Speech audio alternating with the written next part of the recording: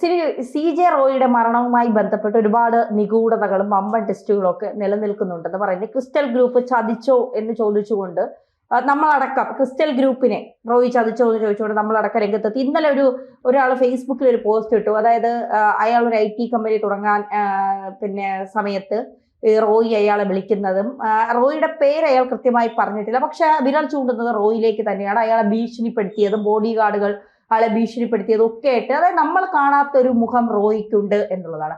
നമ്മൾ അറിയാത്ത എന്തൊക്കെയോ ടെസ്റ്റുകൾ, അതായത് ഈ ഒരാൾ മരിക്കണം, അതായത് പണം കുമിഞ്ഞു കൂടുന്നുണ്ട്. ഈ പണം എവിടെ നിന്നാണെന്ന് അറിയില്ല.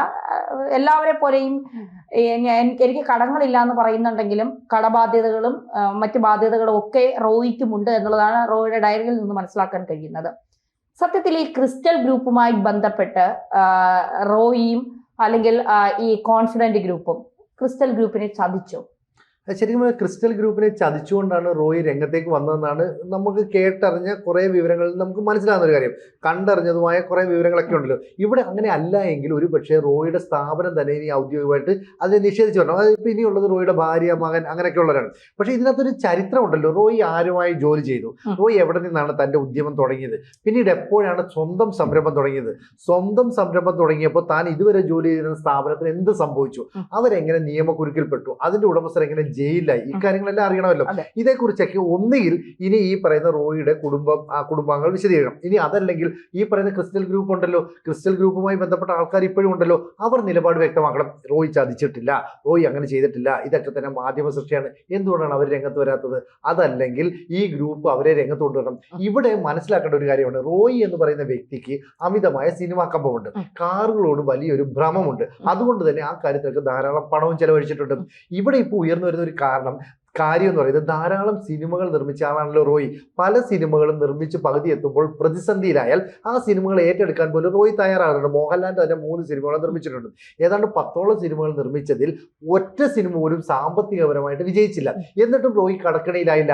അപ്പോൾ ഇത്തരത്തിലുള്ള ഒരുപാട് ആളുകളെ റോയി സഹായിച്ചു. സിനിമാ നടന്മാരെ, സിനിമാ നിർമ്മാതാക്കളെ, അതുപോലെ തന്നെ സംവിധായകരെ ഒക്കെ സഹായിച്ചു. പക്ഷേ റോയിയുടെ ഈ സംസ്കാര ചടങ്ങിൽ ഉൾപ്പെടെയുള്ള കാര്യങ്ങൾ നടന്നപ്പോൾ ആന്റണി പെരുമ്പാവൂർ എന്ന് പറയുന്ന ഒരു നിർമ്മാതാവിനെ കണ്ടു എന്ന് ചോദിച്ചാൽ മറ്റ് സിനിമാക്കാരെ ആരും കണ്ടില്ല, വ്യവസായികളെ കണ്ടില്ല. അപ്പൊ റോയിയുടെ സഹായം സ്വീകരിച്ചവർ, റോയിയുടെ പിന്തുണ പല ഘട്ടങ്ങളെയും അതിജീവിച്ചവർ ഇവിടെ കാണുന്നില്ല. കാരണം ഏതെങ്കിലും തരത്തിൽ ഞാൻ അവിടെ ചെന്ന് കഴിഞ്ഞാൽ എന്നിലേക്കും അന്വേഷണത്തിന്റെ മുന നീളുമോ എന്നൊരു ഭയമുണ്ട് എന്ന് പറഞ്ഞാൽ കുറെ കാലമായി റോയി വലിയൊരു ഭീഷണി ആരിൽ നിന്നൊക്കെയോ നേരിട്ടുകൊണ്ടിരിക്കുന്നു. ഈ റോയിയുടെ വളർച്ച എന്താണ്?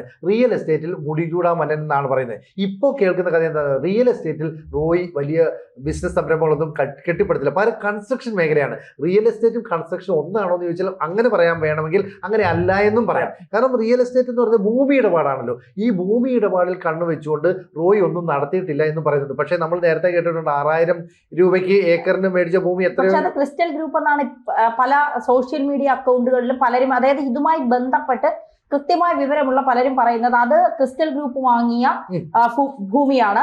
പിന്നീട് ഈ ക്രിസ്റ്റൽ ഗ്രൂപ്പുമായി 2005 റോയി പിണങ്ങിയതിനു ശേഷം അവിടെ നിന്നുള്ള ജോലിക്കാരെ മുഴുവൻ ഉയർന്ന ശമ്പളത്തിലേക്ക് കോൺഫിഡൻസ് ഗ്രൂപ്പിലേക്ക് എടുക്കുന്നു.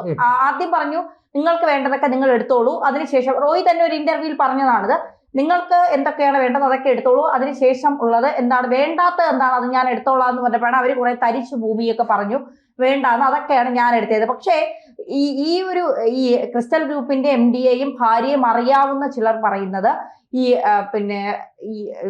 റോയി അവിടെ നിന്ന് ഇറങ്ങി പുതിയ കമ്പനി കോൺഫിഡന്റ് ഗ്രൂപ്പ് തുടങ്ങിയതിന് ശേഷം ഈ പഴയ കമ്പനിയിൽ നിന്ന് ഉയർന്ന ശമ്പളത്തിന് ഈ ക്രിസ്റ്റൽ ഗ്രൂപ്പിൽ നിന്ന് ആളുകളെ ഇയാൾ ജോലിക്കെടുക്കുന്നു. അതോടുകൂടി ക്രിസ്റ്റൽ ഗ്രൂപ്പിന്റെ തകർച്ച അവിടെ ആരംഭിക്കുന്നു. പിന്നീട് അതിന്റെ ഓഡിറ്റർ ആയിരുന്ന, അക്കൗണ്ടന്റ് ആയിരുന്ന ഈ ക്രിസ്റ്റൽ ഗ്രൂപ്പിന്റെ MD-യുടെ ഭാര്യ, അവർക്ക് ഈ ബിസിനസ്സിൽ വലിയ പരിചയം ഇല്ല. ആ പരിചയക്കുറവ് റോയി മുതലെടുത്തു. അങ്ങനെയാണ് ഇത് അവസാനിപ്പിക്കാൻ കാരണം എന്നൊക്കെ പറയുന്നുണ്ട്. അവരിപ്പോ ജീവിച്ചിരിപ്പുണ്ടോ ഇല്ലയോ എന്ന് എനിക്കറിയില്ല. പക്ഷെ ഈ അടുത്ത സമയത്ത് ഞാനൊരു വാർത്ത ചെയ്തപ്പോൾ അതിനെ വിമർശിച്ചുകൊണ്ട് ഒരു സ്ത്രീ വാർത്ത ചെയ്തിരുന്നു എന്ന് പറയുന്നു. എനിക്കത് അറിയില്ല ആരാണെന്ന്.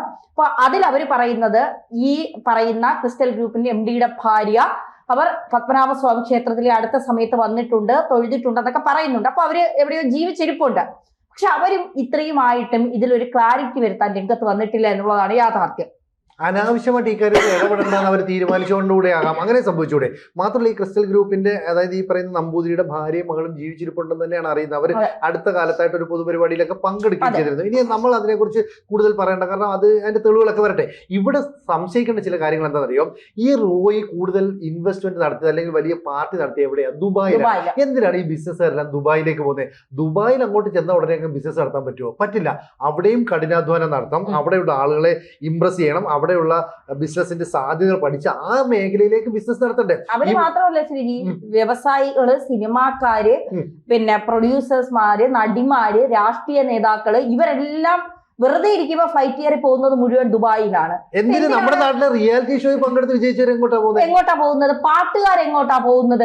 ഈ മിണ്ടിയാൽ ഇവർക്ക് എവിടെയാ പോകുന്നത്? ദുബായിലേക്കാ പോകുന്നത്. അപ്പൊ എന്തിനാ ഇവർ ഈ കൂടെ ദുബായിൽ പോകുന്നത്? ദുബായ് ഇന്ത്യയും തമ്മിലുള്ള ഇപ്പോഴത്തെ ഒരു കരാർ, പിന്നെ കരാർ അനുസരിച്ച് ഈ പണ്ടൊക്കെ ദുബായിൽ ഇന്ത്യയിൽ ഇപ്പൊ 20,000 രൂപ കൂടുതൽ നമ്മൾ അക്കൗണ്ടിൽ ഇടാൻ പോയാൽ നമ്മൾ അതിന്റെ സോഴ്സ് കാണിക്കണമെന്നാണ് പറയുന്നത്. നേരത്തെ അങ്ങനെ അല്ലായിരുന്നു. പക്ഷെ ദുബായിലെ സംബന്ധിച്ചിടത്തോളം നമുക്ക് എത്ര പണം വേണമെങ്കിലും ഇടാം. അവിടുത്തെ ബാങ്കിൽ അവരിട്ട് നമുക്ക് ഇട്ട് തരും.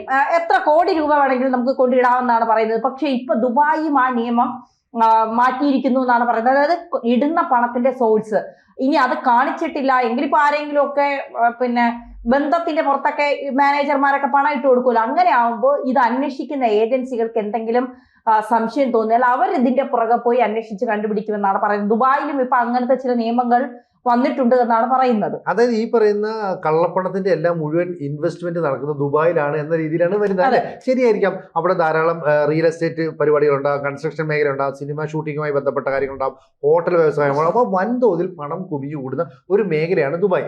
അവിടെ ഈ പറയുന്ന റോയും പണം ഇൻവെസ്റ്റ് ചെയ്തിട്ടുണ്ടാകും. മാത്രമല്ല റോയി ഇപ്പൊ ഈ പറയുന്ന കൺസ്ട്രക്ഷൻ മേഖലയിൽ നിൽക്കുമ്പോൾ മറ്റുള്ളവരിൽ നിന്നൊക്കെ പണം ഷെയർ ആയിട്ട് സ്വീകരിക്കും. ഇത് ഷെയർ എന്ന രീതിയിലല്ല, ഇത് പകരം നിങ്ങൾ ഇൻവെസ്റ്റ് ചെയ്യണം, നിങ്ങൾ ഈ പണം എൻ്റെ കയ്യിലേക്ക് തരണം, ഞാൻ അത് വെച്ചിട്ട് ബിസിനസ് ചെയ്യാം, അതിന്റെ ലാഭം നിങ്ങൾക്ക് തരാം എന്നുള്ള രീതിയിലൊക്കെയാണ് പറയുന്നത്. എന്തായാലും റോയ് കുറെ കാലമായിട്ട് ആരെയൊക്കെയോ എന്തിനെയൊക്കെയോ ഭയപ്പെടുന്നു.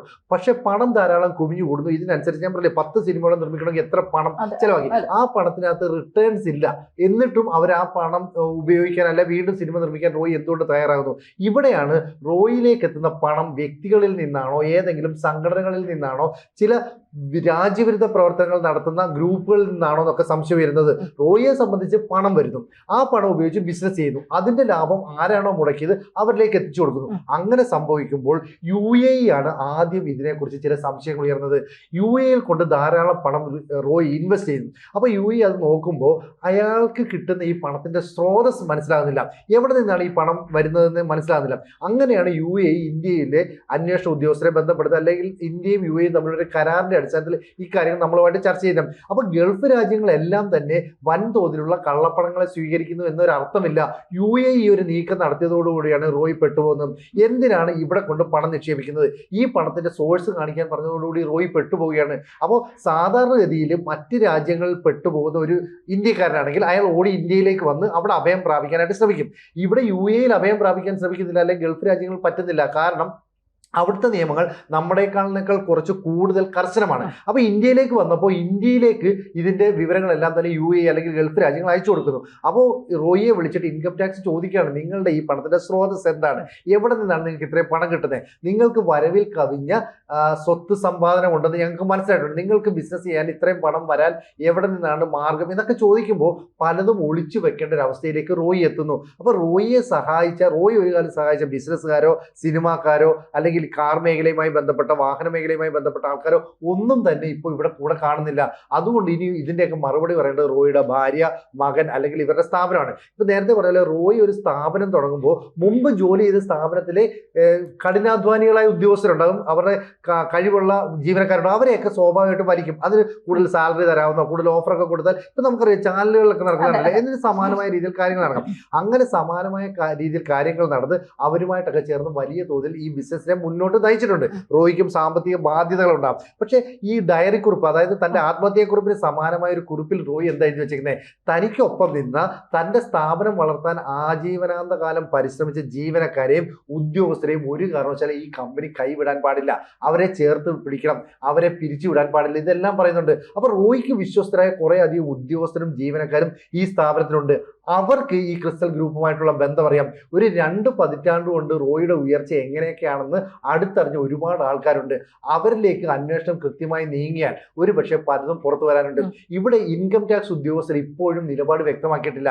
തങ്ങൾ ചോദ്യം ചെയ്തത് കൊണ്ടല്ല, അല്ലെ തങ്ങൾ ചോദ്യം ചെയ്തപ്പോൾ റോയി എന്തൊക്കെ പറഞ്ഞു എന്നല്ല, ഈ കാര്യങ്ങളൊന്നും പുറത്തു വരുന്നില്ല. അപ്പൊ മാധ്യമങ്ങളിൽ ഈ ചർച്ചകൾ നിറഞ്ഞോട്ടെ എന്ന് IT വിഭാഗം, അതുപോലെ തന്നെ ഇതിനെ നിയന്ത്രിക്കുന്ന കേന്ദ്ര സർക്കാരും ഒക്കെ ഇപ്പോഴും തീരുമാനമെടുത്തിട്ടുണ്ട്.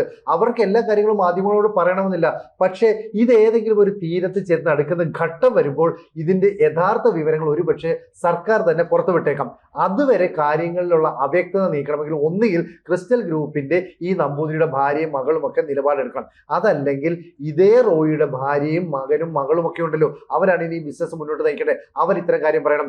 ഇവർക്കൊരു MD ഉണ്ടാവും, സ്വാഭാവികമായിട്ടും ഇയാൾക്കൊരു സഹോദരനുണ്ട്. ഇവരെല്ലാം തന്നെ കാര്യങ്ങൾ വിശദീകരിച്ചാൽ ജനങ്ങളിൽ ഇപ്പോൾ ഉണ്ടാകുന്ന അവ്യക്തത അകലുമെന്ന കാര്യം സംശയമില്ല. പക്ഷെ അപ്പോഴും റോയിയുടെ ഇടപാടുകളിൽ ഒരുപാട് ദുരൂഹതയുണ്ട് എന്നുള്ള കാര്യം നമുക്ക് മറച്ചു വെക്കാനും പറ്റില്ലല്ലോ. അതെ.